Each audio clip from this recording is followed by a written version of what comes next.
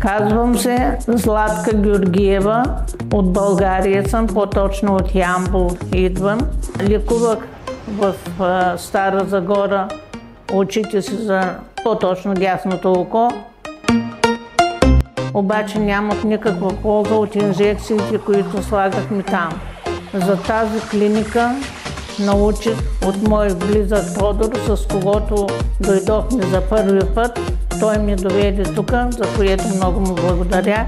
И после аз идвах сама с автобус. И инжекциите, които слагат тук, са много ефикасни, много са добри. Пенсионер, персонала, който ме обслужва, също е много добър. Посрещат ме, извозват ме до хотела, регистрират ме. Автобуса, с който пътувам, регистрират ме хотела, в който спя. И много съм благодарна на Неджреб и Гюлдан, които ми превеждат от турски на български език и почти разбирам всичко, което се отнася за моето лечение. Доволна съм от всичко, което е тук в болницата и мога само да благодаря на всички, които се грижат за моето здраве.